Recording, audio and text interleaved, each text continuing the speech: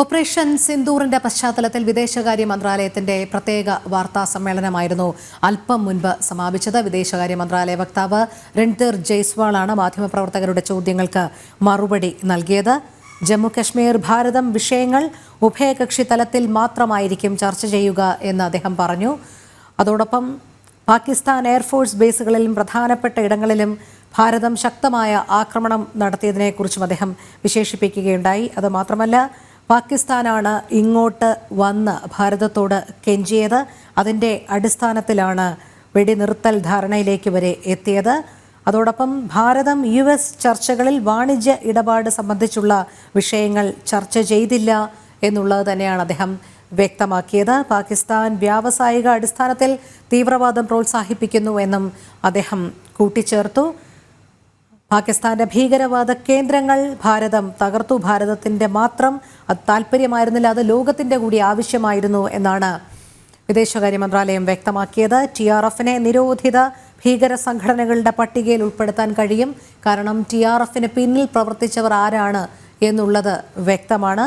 UN security കൗൺസിലിനെ വിശദ വിവരങ്ങൾ അറിയിക്കാനുള്ള നടപടികൾ ഇതോടൊപ്പം തന്നെ സ്വീകരിക്കുമെന്നും അറിയിച്ചിട്ടുണ്ട്. പാകിസ്ഥാൻ ആക്രമണങ്ങൾ തുടർന്നാൽ അതിശക്തമായ തിരിച്ചടി തന്നെ ഉണ്ടാകും എന്ന് തന്നെയാണ് നിലപാടായി വ്യക്തമാക്കുന്നത്. തക്കതായ തിരിച്ചടി തന്നെ നൽകും. ഭാരതത്തിൻ്റെ ആ നിലപാടിൽ ഒരു മാറ്റവുമില്ല. ഭാരതത്തിൻ്റെ ആ നിലപാട് അചഞ്ചലമായിരിക്കുമെന്നും പറയുകയാണ്.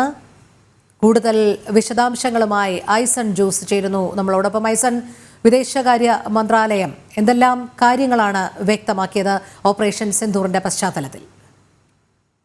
രോഹിണി, വിദേശകാര്യ മന്ത്രാലയത്തിൻ്റെ വാർത്താ സമ്മേളനത്തിൽ രൺധീർ ജയ്സ്വാൾ വിദേശകാര്യ വക്താവ് വളരെ കൃത്യമായ നിലപാട്, ഭാരതത്തിൻ്റെ വർഷങ്ങളായുള്ള നിലപാട് ഊന്നിപ്പറയുക തന്നെയായിരുന്നു. ജമ്മു കാശ്മീർ വിഷയത്തിൽ, അതായത് ഭാരതവും പാകിസ്ഥാനുമായി തർക്കം നിലനിൽക്കുന്ന വലിയൊരു വിഷയത്തിൽ മൂന്നാം കക്ഷിയുടെ ഇടപെടൽ ആവശ്യമില്ല എന്ന നിലപാടിലാണ് കാലങ്ങളായി ഉറച്ചു നിൽക്കുന്നത്.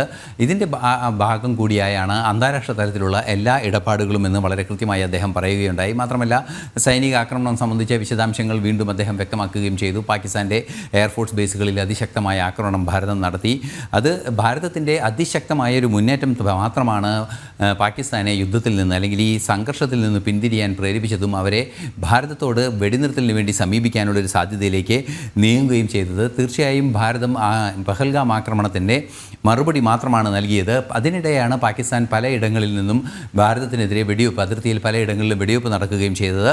ആ വെടിവെപ്പുണ്ടായപ്പോൾ സ്വാഭാവികമായും ഭാരതം സ്വീകരിച്ചത്, അത്തരത്തിലുള്ള അതിക്രമങ്ങൾ പാകിസ്ഥാൻ നിർത്തിയാൽ ഭാരതവും അത്തരം നീക്കങ്ങൾ, അതിനെ പ്രതിരോധിക്കുന്ന നീക്കങ്ങൾ നിർത്താമെന്ന നിലപാട് വളരെ കൃത്യമായി അറിയിക്കുകയും ചെയ്തു എന്നും വിദേശകാര്യ വക്താവ് അറിയിച്ചു. തീർച്ചയായും നമുക്ക് ഇതുവരെ അറിയാവുന്നതുപോലെ കൃത്യമായ നിലപാടുകൾ ഈ യുദ്ധത്തിൻ്റെ ഈ ഭീകര ആക്രമണത്തെ പ്രതിരോധിക്കുന്നതിനുള്ള ഭാരതത്തിൻ്റെ നീക്കത്തിനിടയിൽ കൃത്യമായ നിലപാടുകൾ ഭാരതം സ്വീകരിക്കുകയും ചെയ്തിരുന്നു.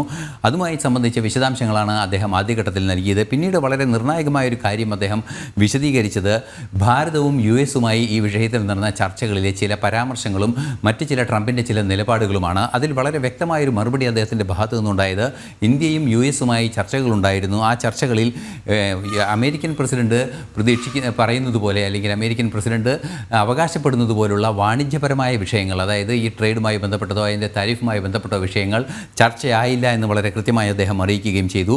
മറ്റൊരു സുപ്രധാന വിഷയം, നേരത്തെ രോഹിണി സൂചിപ്പിച്ചതുപോലെ, വൻതോതിൽ വ്യാവസായിക അടിസ്ഥാനത്തിൽ, ആ വാക്ക് തന്നെയാണ് അദ്ദേഹം ഉപയോഗിച്ചത്, വ്യാവസായിക അടിസ്ഥാനത്തിൽ ഭീകരവാദത്തെ പ്രോത്സാഹിപ്പിക്കുകയാണ്.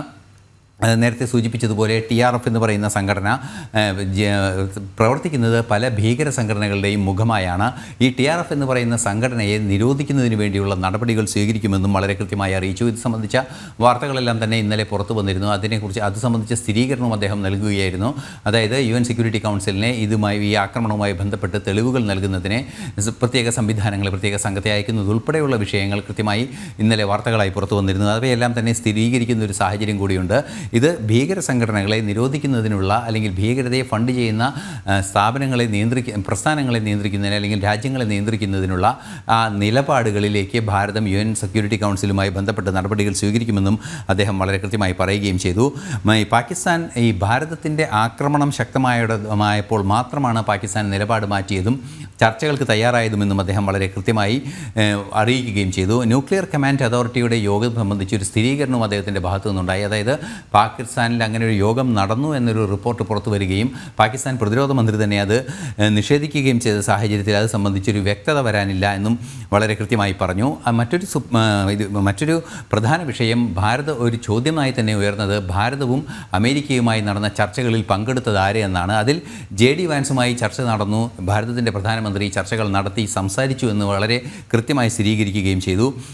അതിനുശേഷമാണ് ഇത്തരത്തിലുള്ള നീക്കങ്ങൾ, അതായത് അമേരിക്കയുടെ ഭാഗത്തു നിന്നുള്ള ട്രേഡുമായി ബന്ധപ്പെട്ട ചില സമ്മർദ്ദങ്ങൾ ഉണ്ടായിരുന്നു എന്നതിനെ നിഷേധിക്കുന്നൊരു നിലപാട് സ്വീകരിക്കുകയും ചെയ്തത്. മറ്റൊരു സുപ്രധാന ഘടകം അദ്ദേഹം എടുത്തു പറഞ്ഞത് തുർക്കി നൽകിയ ഡ്രോണുകൾ പ്രയോഗിച്ചതായി സ്ഥിരീകരണമുണ്ട്. അത് സൈനികം തന്നെ സ്ഥിരീകരിക്കുകയും ചെയ്യുന്നുണ്ട് എന്നും അറിയിക്കുകയും ചെയ്തു. ഇന്നലെ നടന്ന DGMO തല ചർച്ചകൾക്ക് ശേഷം തുടർ ചർച്ചകൾ ഉണ്ടാകും. അത് എന്ന് നടക്കുമെന്നത് സംബന്ധിച്ച് ബന്ധപ്പെട്ടവർ അറിയിക്കുമെന്നൊരു നിലപാടാണ് അറിയിച്ചത്. തുടർന്നും DGMO തല ചർച്ചകൾ ഉണ്ടാകുമെന്ന ഒരു കൃത്യമായ വിശദീകരണവും അദ്ദേഹം നൽകി.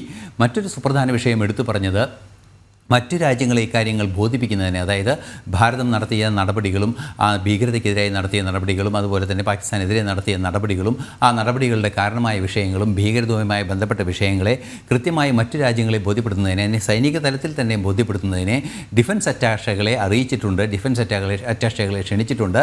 അവരുമായി ബന്ധപ്പെട്ട് മറ്റു രാജ്യങ്ങളിലെ പ്രതിരോധ അറ്റാഷകളുമായി ബന്ധപ്പെട്ട് അത് സംബന്ധിച്ചുള്ള വിശദീകരണങ്ങൾ നൽകും. അതിനുള്ള നടപടികൾ പുരോഗമിക്കുന്നു എന്നും പറഞ്ഞു. അതുമാത്രമല്ല, UN സെക്യൂരിറ്റി കൗൺസിൽ അപലപിച്ചതെല്ലാം തന്നെ വളരെ കൃത്യമായി അദ്ദേഹം എടുത്തു പറഞ്ഞ് ഭാരതത്തിന് പ്രതിരോധിക്കാൻ അവകാശമുണ്ടെന്ന് UN സെക്യൂരിറ്റി കൗൺസിൽ കൃത്യമായി അംഗീകരിച്ചതുമാണ്. ഇതുമായി ബന്ധപ്പെട്ട് അത്തരത്തിലുള്ളൊരു നിലപാട് ഭാരതം ഇപ്പോഴും സ്വീകരിക്കുന്നു എന്ന് തന്നെയാണ്. അതായത് പ്രതിരോധിക്കാനുള്ള ഭാരതത്തിൻ്റെ അവകാശത്തെ ലോകം അംഗീകരിക്കുന്നു. ആ നിലപാടിൽ തന്നെ ഭാരതം ഉറച്ചു നിൽക്കുന്നു. മറ്റു രണ്ട് പ്രധാന വിഷയങ്ങൾ എടുത്തു പറഞ്ഞത് ബംഗ്ലാദേശിലെ വിഷയവും അതുപോലെ തന്നെ യുക്രൈൻ വിഷയവുമാണ്. ബംഗ്ലാദേശ് വിഷയത്തിൽ ഭാരതത്തിൻ്റെ നിലപാട് അദ്ദേഹം കൃത്യമായി ആവർത്തിച്ചു. ബംഗ്ലാദേശിൽ വൈകാതെ തന്നെ ഫ്രീ ആൻഡ് ഫെയർ ഇലക്ഷൻ, അതായത് സ്വതന്ത്രവും നീതിയുക്തവും ആയ പക്ഷപാതപരമല്ലാത്ത തെരഞ്ഞെടുപ്പ് ഉടൻ തന്നെ നടക്കണമെന്ന നിലപാടാണുള്ളത്. മാത്രമല്ല, അവിടെ അവാമി ലീഗിനെ നിരോധിച്ച സംഭവം നിയമവിരുദ്ധമാണ്, നിയമാനുസൃതമല്ല എന്ന ഒരു വിദേശ വിഷയത്തിലെ ഒരു നിലപാടും അദ്ദേഹം അറിയിച്ചു.